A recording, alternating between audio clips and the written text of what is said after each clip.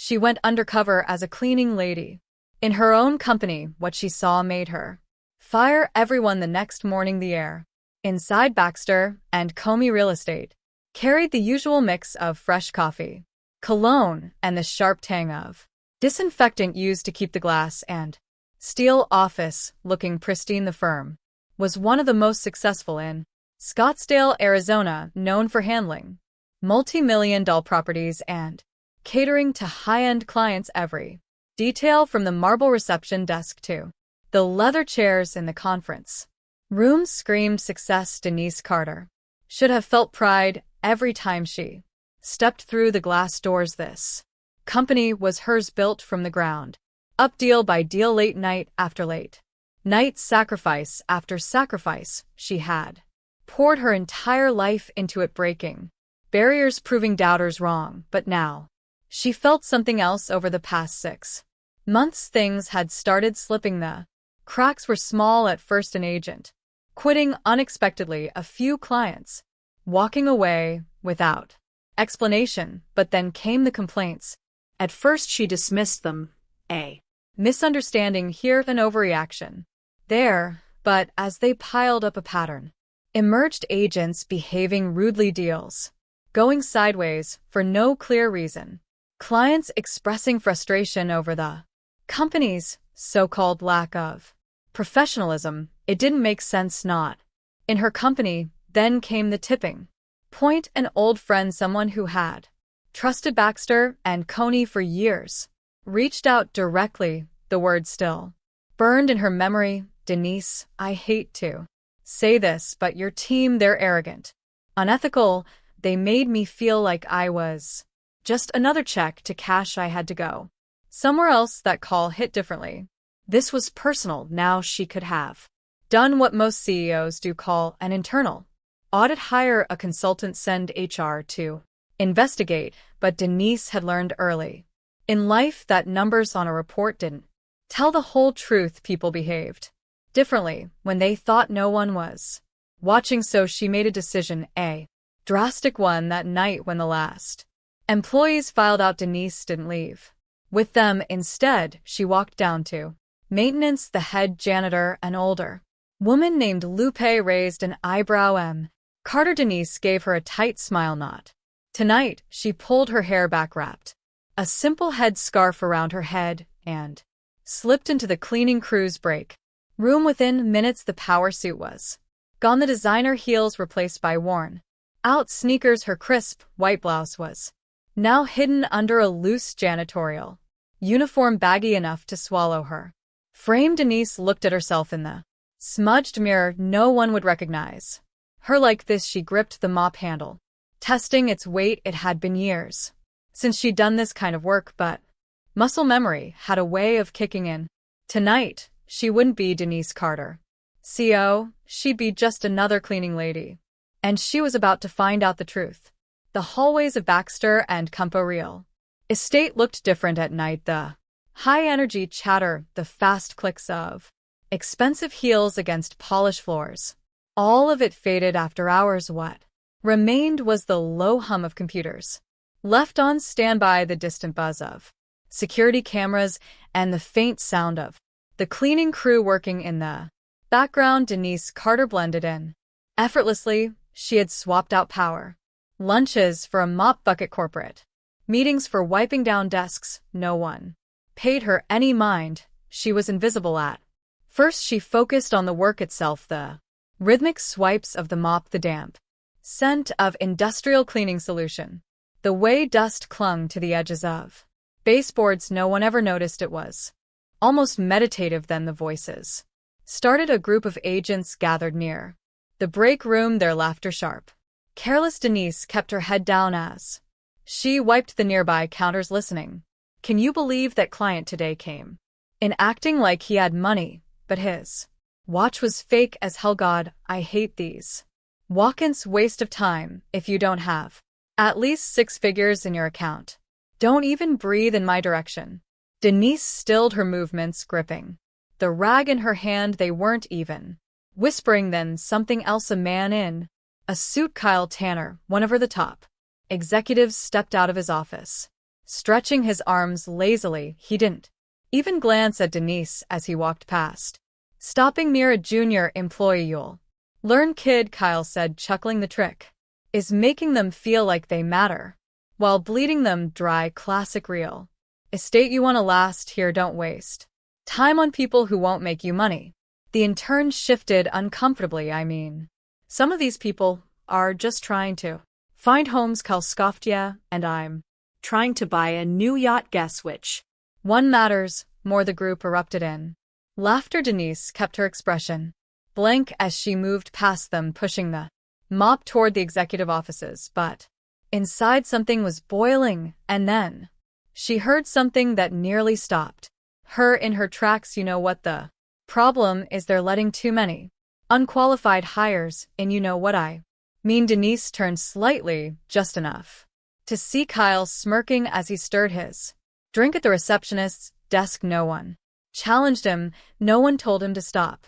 Denise inhaled deeply, forcing herself to stay calm. She needed to see more. Denise forced her hands to remain steady as she pushed the mop down the hallway, her heart pounding in her ears. She had expected arrogance, maybe even incompetence, but this blatant corruption, cruelty, racism, she needed more than just a few bad conversations. She needed undeniable proof. As she reached the executive lounge, the door swung open and two agents stumbled out laughing. They didn't even glance at her. "That guy actually thought I was going to show him the house," one of them snorted, shaking his head. "Man pulled up in a busted Toyota talking about I've been saving for years. I told him we had a showing tomorrow, gave him the wrong time. Like, be serious." The other agent cackled. "Hey, you're doing him a favor if he steps foot in that neighborhood. The HOA is calling the cops before he even signs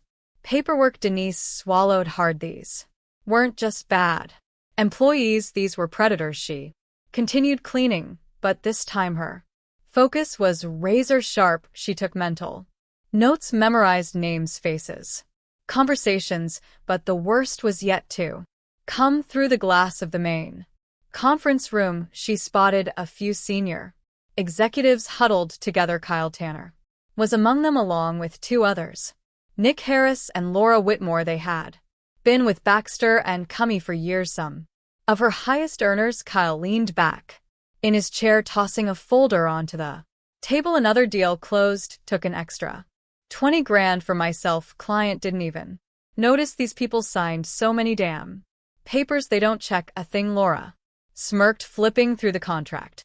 "What about legal? Don TK, they audit these."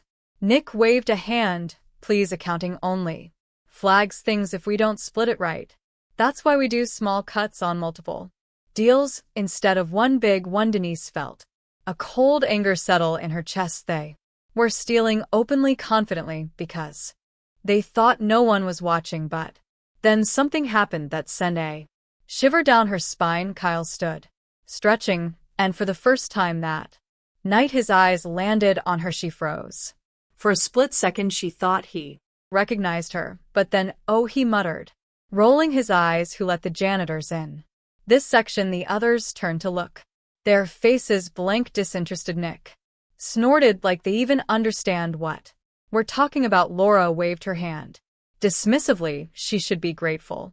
She's mopping the floors of people who make real money." They turned back to their discussion. To them, she didn't exist. Denise's fingers dug into the mop handles. She had seen enough. Tomorrow everything would change. Denise didn't sleep that night. She sat in her home office, staring at the city lights outside her window, replaying everything she had seen, every cruel remark, every unethical deal, every insult. She had built Baxter and Comfy Real Estate from the ground up with her own sweat and sacrifice. It was supposed to be a company built on integrity, respect, and excellence, but now it had rotted from the inside out, and she wasn't going to let it continue. By sunrise, Denise was dressed for war, not in disguise. This time she slid on a sleek black power suit, fastened the platinum watch around her wrist, and stepped into her designer